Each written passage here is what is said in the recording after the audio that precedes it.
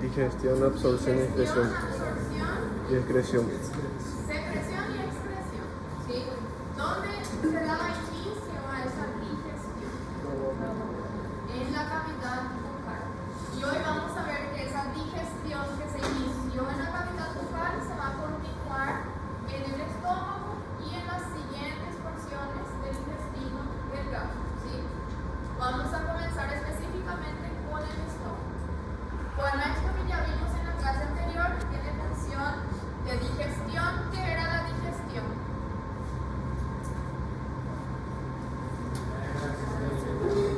Degradación de esos alimentos en los nutrientes que nosotros sí podemos absorber a nivel del intestino delgado.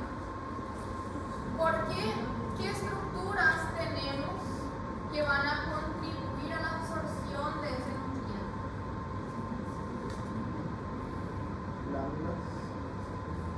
¿Vieron allá? Creo que fue el segundo capítulo que vieron de histología con flecha. ¿Se acuerdan que las células Microvellosidades. tienen Microvellosidades. eso, microvellosidad, ¿sí? Las células que son cilíndricas tienen especializaciones en su membrana apical. Tienen cilios, esclerocilios y microvellosidades. Y la absorción de esos nutrientes que nosotros digerimos se da gracias a la presencia de microvellosidades, ¿sí? Luego tenemos la excreción. Todo lo que no se absorbe se va a excretar como materia fecal, ¿sí? Bueno, ¿se acuerdan de las capas del tubo digestivo? Nosotros vimos esófago. ¿Se acuerdan de esófago? ¿Cuáles eran las capas que conforman la pared del esófago? Mucosa, submucosa, Muscular externa. muscular externa o propia, Adventicio seroso. y serosa o adventicia. Cuando hablamos de mucosa, ¿a qué tejidos nos referimos? Epitelio más lámina propia. Epitelio, lámina propia y falta algo más ahí. Muscular propia. La muscular de la mucosa, ¿sí? Entonces, en la mucosa tenemos tres tejidos. Aquí en el estómago también vamos a tener esos tres tejidos, igual que en el esófago, ¿sí? Entonces, para rememorar, la primera capa era mucosa, que tiene un epitelio, una lámina propia. ¿Qué era lámina propia? Tejido conectivo. Tejido conectivo laxo. Luego tenemos a la muscular de la mucosa, segunda capa, submucosa. ¿Qué hay en la submucosa? ¿Qué tejido hay ahí? Glándulas. Tejido conectivo denso irregular. Tejido conectivo. ¿Qué tipo de tejido conectivo? Denso irregular. Denso irregular. En ese tejido conectivo encontramos un plexo nervioso. ¿Se acuerdan cómo se llamaba? Plexo de Meissner. El plexo submucoso de Meissner. Tercera capa, muscular externa o muscular propia. ¿Cuántas capas de músculo vimos en el esófago?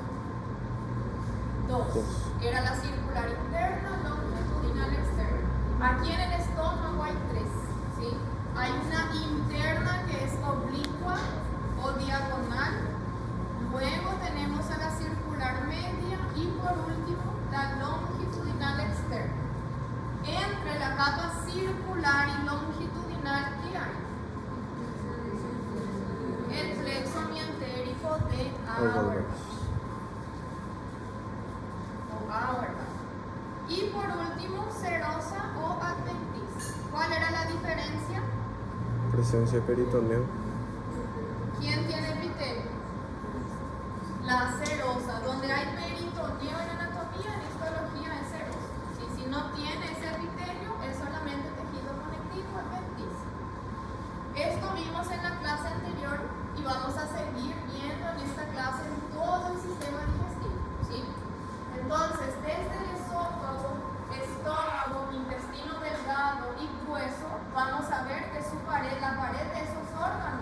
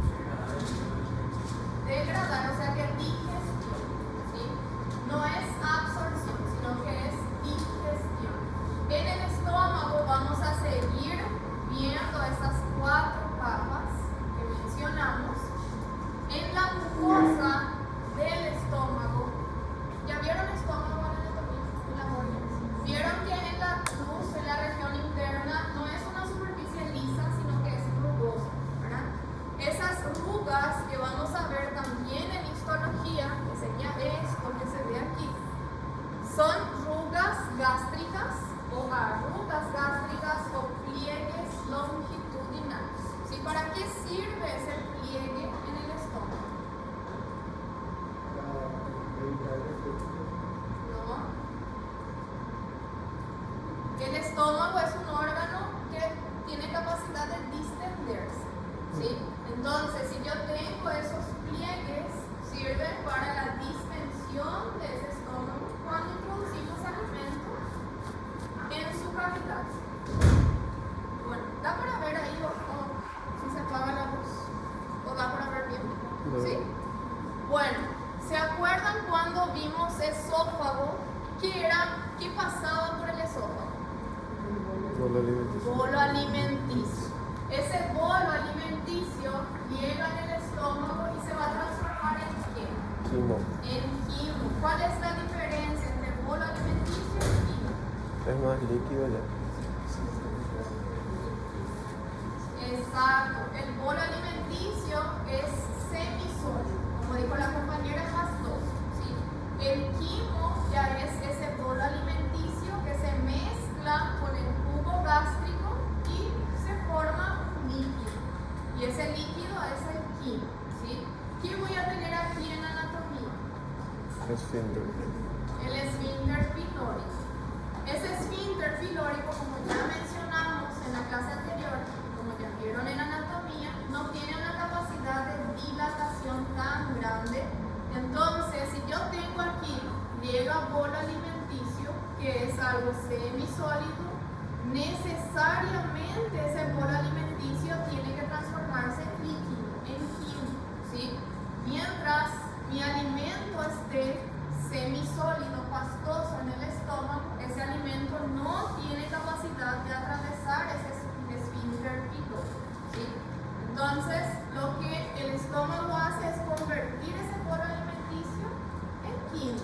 Gracias a que yo tengo que secretar en la luz del estómago para producir ese quimo. Ácido clorhídrico. El jugo gástrico, ¿sí? Y ahí sí, ¿qué hay en el jugo gástrico? Ácido clorhídrico, hay mucus, hay proteínas, ¿sí? Hay varias sustancias. No es lo mismo decir jugo gástrico que decir ácido clorhídrico, ¿sí? El ácido clorhídrico es un componente del jugo gástrico. Bueno, aquí en la imagen, esto sería un esquema y la imagen histológica. Podemos ver a la mucosa formada por el epitelio de revestimiento, la lámina propia, que es tejido conectivo laxo. Esa lámina propia del estómago se ve que está repleta de glándulas, ¿sí? Por debajo de la lámina propia hay una capa fina de músculo liso, que sería la muscular de la mucosa. Luego tenemos a la submucosa. No hay ninguna característica aquí en el estómago, en la submucosa, sino que es tejido conectivo denso irregular y plexo de Metzner, nada más. Luego tenemos a la capa muscular externa con las tres capas, una diagonal u oblicua, una circular media, longitudinal externa. Tampoco hay nada que le caracterice ahí. Y por último, serosa o adventicia. En el estómago, la capa que más tiene importancia es la mucosa, ¿sí? El resto es igual a lo que mencionamos allá en el esófago. No tiene nada que le caracterice.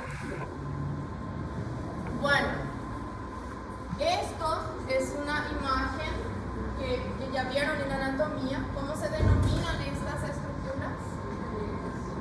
Pliegues longitudinales o rugas gástricas, ¿sí? Si yo hago un corte histológico en ese pliegue, voy a ver esta estructura. Ahora, si observan esto y yo les pregunto, ¿cuáles son las capas o tejidos que forman ese pliegue?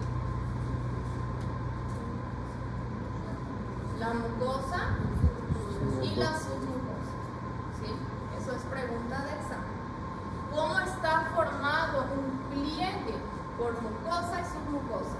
Aquí se ve que la submucosa, el tejido conectivo denso y regular, se evagina, o sea que empuja la mucosa hacia la luz y forman esas estructuras que son los pliegues, ¿sí? En el intestino delgado, que sería vamos a encontrar a esos pliegues.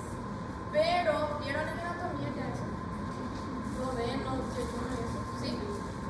En la morgue entonces también ya vieron que esa porción tiene pliegues, pero ¿son longitudinales o son circulares? Son circulares, ¿sí? Tiene una disposición opuesta al estómago. Pero histológicamente, tanto el pliegue longitudinal del estómago como el circular del intestino delgado están formadas por las mismas capas, mucosa y submucosa. Si hacemos un corte a este nivel y observamos un esquema, sería esto, ¿sí? Vamos a ver en la región superior el epitelio de revestimiento. Se ve que ese epitelio de revestimiento se invagina, entra en la lámina propia y va a formar glándulas, ¿sí? Y en el estómago, en histología, nosotros, de acuerdo a la presencia de esas glándulas, le dividimos en 3 porciones nada más. ¿En cuántas porciones le dividieron en la anatomía? En 5, ¿verdad? ¿Cuáles son? Cardias, fundus, cuerpo y antro. Antro y píloro, ¿verdad? En 5. En histología nosotros tenemos en cuenta solamente 3, que sería el cardias, cuerpo y fundus, sería una sola porción, y luego píloro. ¿Por qué le dividimos en 3? Justamente por la presencia de las glándulas que van a ocupar esa mucosa, esa lámina propia, ¿sí? Las glándulas que están en el cardia son diferentes a las de cuerpo fundus, que son diferentes a las de píloro. Entonces tenemos 3 tipos de glándulas que tienen características distintas, por eso le clasificamos en 3 porciones. Bueno, si esto es mi epitelio, el estómago tiene un epitelio. ¿Se acuerdan allá del primer semestre? ¿Cuál era el epitelio del estómago?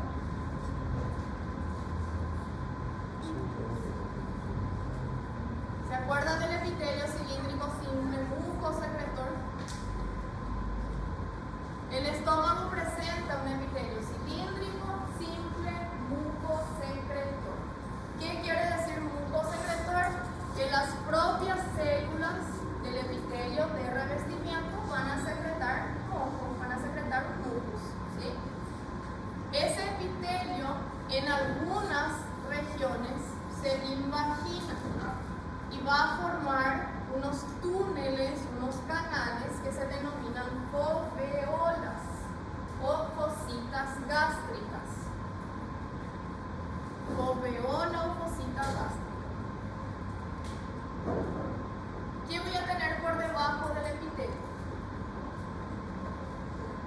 Lámina propia, tejido conectivo laxo. En ese tejido conectivo laxo voy a tener la formación de glándulas. Las glándulas del estómago son glándulas que tienen esta morfología. ¿Se acuerdan? ¿Van a saber clasificar esto? ¿Qué forma tiene? Tubular, sí. Y dijo que está muy feo, ¿verdad? Pero sería esto.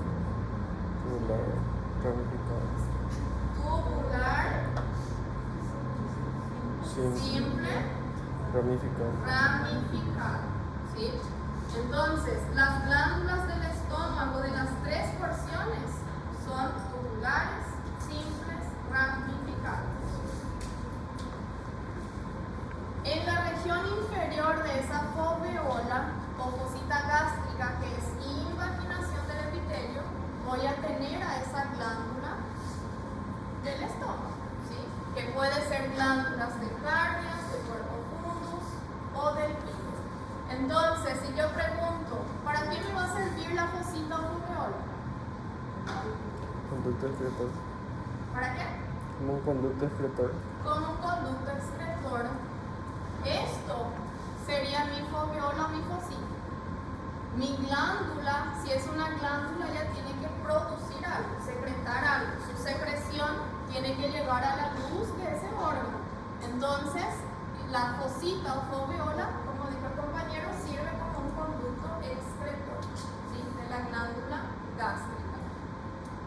Hay que tener la muscular de la mucosa.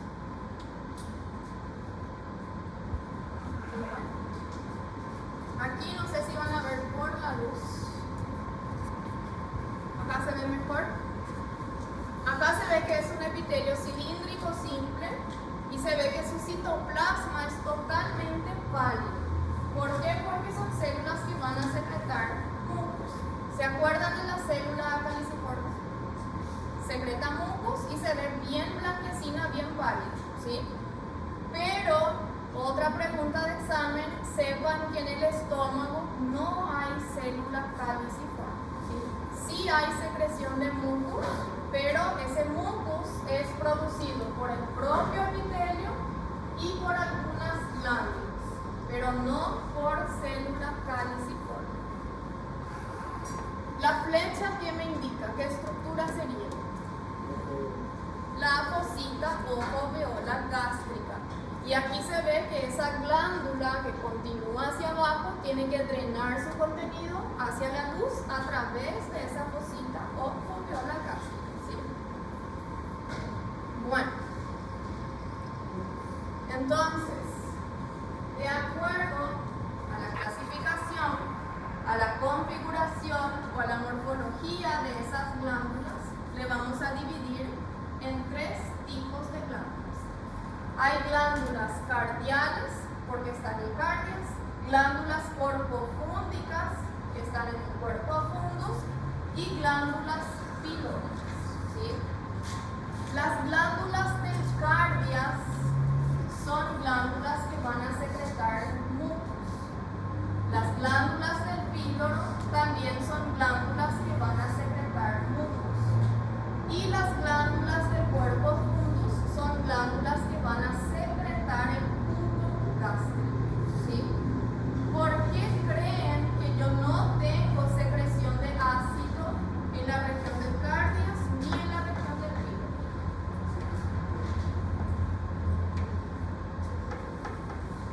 ¿Se acuerdan en la clase anterior lo que mencionamos? ¿Se acuerdan en el esófago? Tenemos aquí en la mucosa glándulas mucosas.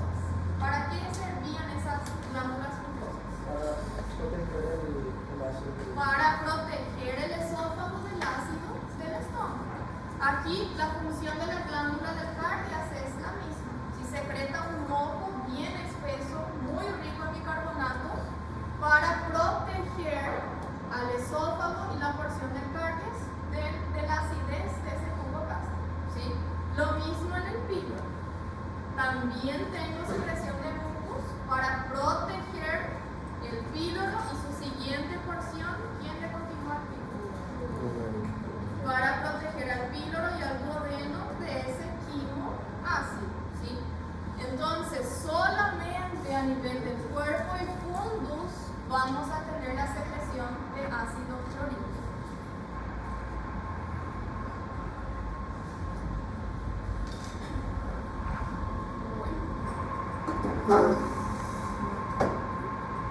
Aquí, como vemos en la imagen, esta estructura que se ve más basófila, ¿qué sería? La fosita o foveola gástrica.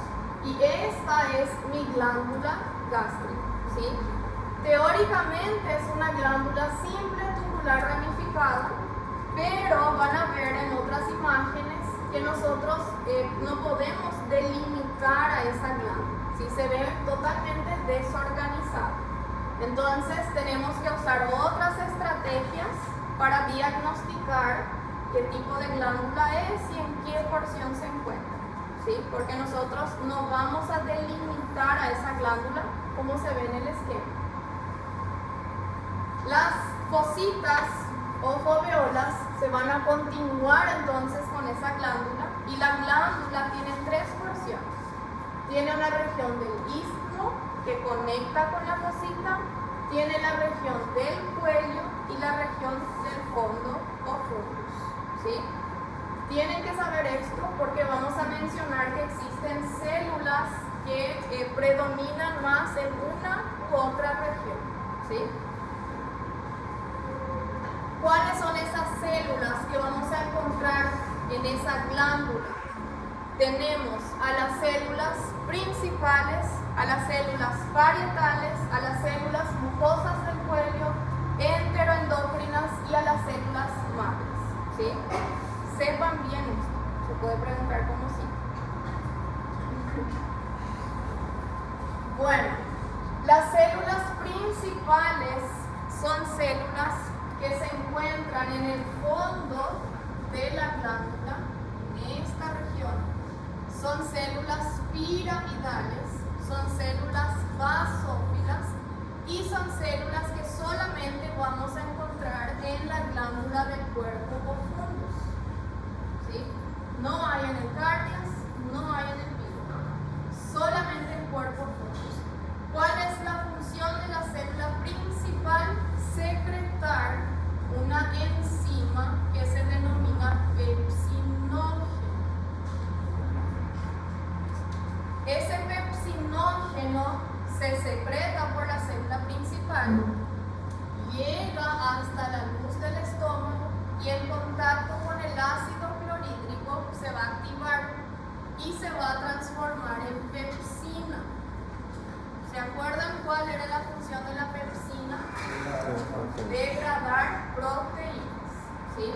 Entonces, la primera región en donde tenemos digestión de proteínas es en el estómago. ¿Por qué? Por la presencia de esa célula principal que secreta pepsinógeno, ¿sí? Otra célula que vamos a encontrar en la glándula del cuerpo fundus son las células parietales. Parietales quiere decir que están por toda la pared de esa glándula, ¿sí? Son células que predominan más a nivel del cuello de esa glándula, son mayores que las principales, son acidófilas, son rojizas y son células que van a secretar el ácido clorhídrico y el factor intrínseco gástrico, ¿sí? Ese ácido clorhídrico se secreta de manera independiente. Si esta es mi célula parietal, la célula parietal más o menos tiene esta conformación, ¿sí? En su región apical tiene dos canalículos por donde van a salir esos protones. El ácido clorhídrico tiene una acidez de aproximadamente 0,8 de su pH, ¿sí? Ninguna célula es capaz de soportar un pH tan ácido. Entonces, un mecanismo que encontró esa célula de sintetizar su producto es liberar en la luz del estómago el hidrogenión y aparte la célula libera el cloruro, ¿sí? Y solamente en la luz del estómago estas moléculas se van a unir y formar el ácido clorhídrico. Eso también se puede preguntar. El ácido clorhídrico no se forma de manera conjunta en el interior de la célula, sino que se libera de manera independiente, ¿sí? Y otra proteína liberada por la célula parietal es el factor intrínseco gástrico. Ese factor intrínseco gástrico es una glucoproteína que se encarga de unirse, de anclarse a la vitamina B12 que consumimos con la dieta. Esa vitamina B12 con el factor intrínseco gástrico no es capaz de disolverse en el estómago y llega hasta la última porción del intestino delgado, que es el ileum, para absorberse, ¿sí? O sea que si yo no tengo factor intrínseco gástrico, yo no voy a conseguir absorber la vitamina B12, ¿sí? La vitamina B12 es algo protector, le protege a esa vitamina para su posterior absorción en el ileum, en el intestino delgado.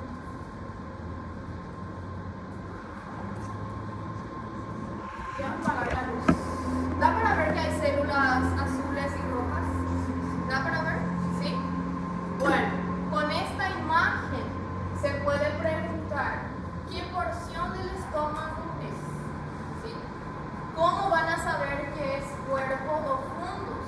Porque en el cuerpo fundus tenemos a la célula parietal, que se ve rojiza, que es acidófila, y a la célula principal, que se ve basófila.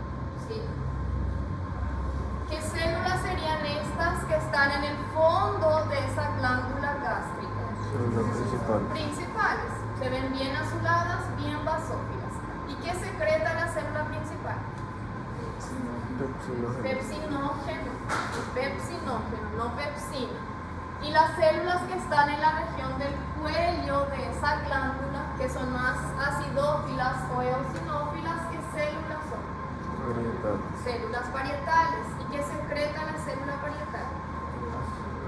El ácido clorhídrico y qué más. Y el factor intrínseco gástrico. ¿Para qué sirve el factor intrínseco gástrico? Absorber vitamina B12. Para absorción de vitamina B12. ¿Dónde se va a absorber esa vitamina B12? En el hígado. ¿Vieron que si observan esta imagen no da para delimitar a esa glándula? No da para saber que es una glándula tubular simple ramificada. ¿Sí? Bueno, además de esas células que mencionamos, tenemos a las células madres pluripotenciales. En la práctica no se ven, pero que son células que se acumulan a nivel del isquio, en contacto con la alveolar. Esas células madres, como su nombre ya lo dice, son células que pueden dar origen a todas las demás células. Pueden ascender y dar origen al epitelio o pueden descender y originar a las demás células. Sí, son células madres. Otras células que observamos que tienen una tinción, un citoplasma bien pálido, son las células mucosas. Si son mucosas, ¿qué va a secretar? Mucos. Su nombre es célula mucosa del cuello. Entonces, ¿en qué región de la glándula va a estar? Cuello. ¿Sí? Célula mucosa del cuello son células que se encuentran en el cuello de esa glándula y secretan mucos. Pero no se pregunta con relación a esas células, sino que tienen que saber eso, la parietal y principal. ¿Sí? Hay una mnemotecnia, ya otra vez,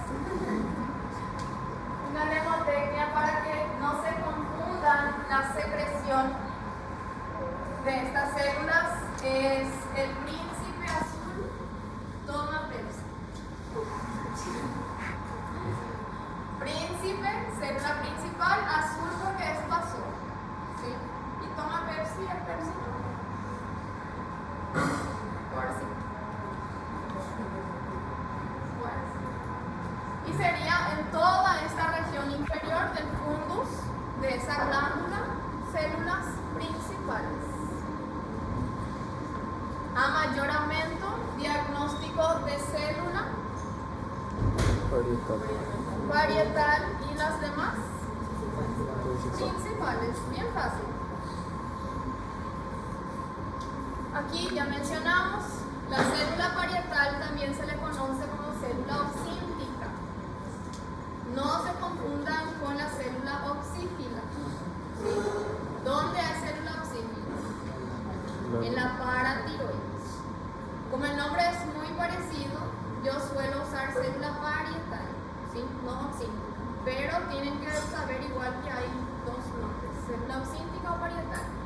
Entonces, como mencionamos, son células grandes, se acumulan en el cuello de esa glándula gástrica, tienen un citoplasma bien eosinófilo o acidófilo, son células que van a secretar el factor intrínseco gástrico y el ácido clorhídrico. ¿Sí?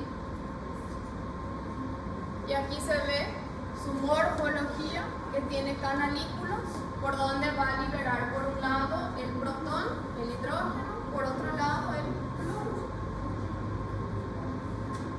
Aquí nuevamente, con esta imagen, si se pregunta diagnóstico de órgano y porción.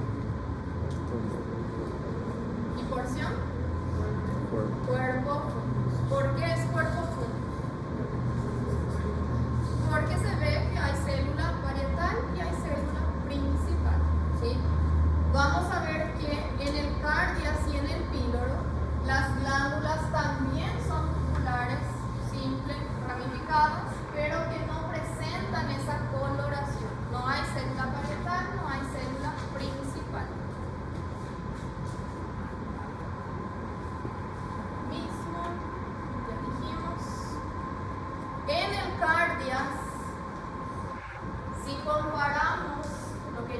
vimos que sería el cuerpo fundus con el cardias, vemos que el cardias tiene un espesor, la mucosa tiene un espesor más delgado, más fino en comparación con el espesor de la mucosa del cuerpo fundus, ¿sí?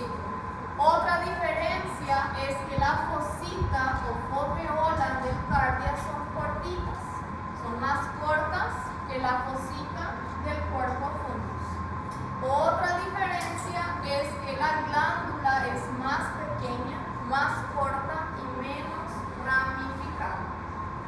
¿Qué células voy a encontrar en el cardias? Células mucosas del cuerpo, ¿sí? ¿Por qué células mucosas? Porque aquí yo tengo que secretar solamente mucos, ya no hay secreción de tubo gástrico. Y sería esta imagen. ¿Se ve la diferencia con el anterior? Cuerpo fundus. ¿Cuáles son las diferencias?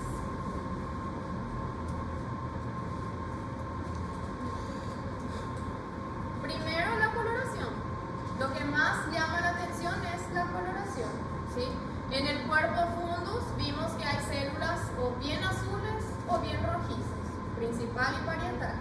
Aquí las células todas tienen un mismo tono, una misma coloración. Si observamos su citoplasma, ¿de qué color se ve?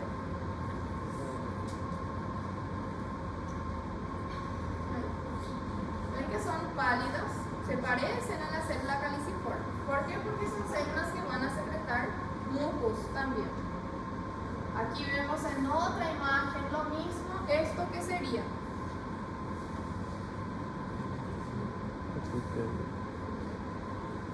Que vimos en la clase anterior. ¿Quién tenía un epitelio escamoso? Plano, estratificado, no queratinizado. El esófago. ¿Sí? Esto sería el esófago. Y aquí se ve su unión ¿con quién? Con el cardias. Aquí ya vamos a observar que comienza el espesor de la mucosa, comienza a engrosarse, ¿sí? Entonces el cardias tiene una mucosa delgada, fina. El cuerpo fundus ya tiene una mucosa más espesa, ¿sí? Y el píloro tiene la mucosa aún más espesa de todas, si comparamos con las demás porciones. En el píloro vamos a ver que las fositas o foveolas llegan hasta aquí, o sea que son bien profundas, las glándulas son muy ramificadas y yo veo aquí célula parietal y principal.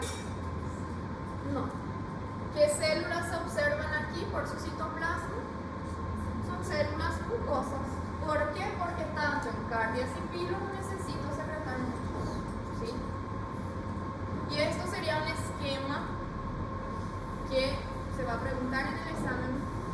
¿Cuáles son las características que tengo que tener en cuenta para decir si es cardias, si es cuerpo fundus o si es píloro, ¿sí? ¿Cuál era la característica del cardias? La coloración. ¿De qué color se ve la célula? Pálida. ¿Por qué? Porque son secretoras de mucos. ¿Otra característica además del color?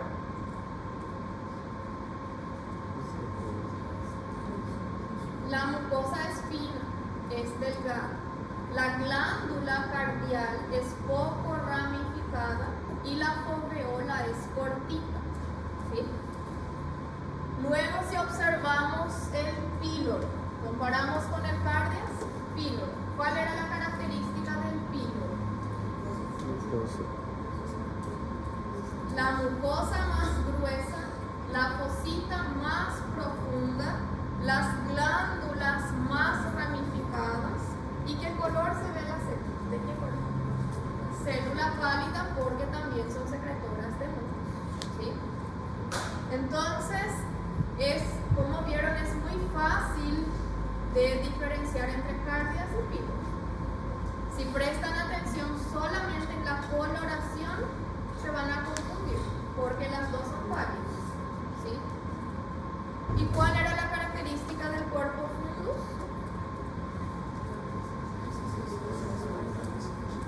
Eso, lo principal es la coloración. Se ve que hay célula más rojiza. ¿Quién era esa?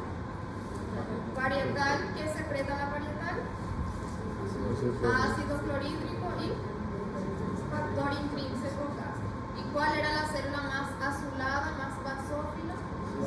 Principal. ¿Qué secreta la célula principal? Pepsinógeno. Pepsinógeno. ¿Qué hace pepsinógeno? Se va a transformar en pepsina en contacto con el ácido clorhídrico y la pepsina degrada proteínas. ¿Sí? Bueno, entonces, todo lo que vimos hasta aquí es solamente con respecto a la primera capa, a la mucosa del estómago. ¿Sí? Vimos que tiene un epitelio de qué tipo.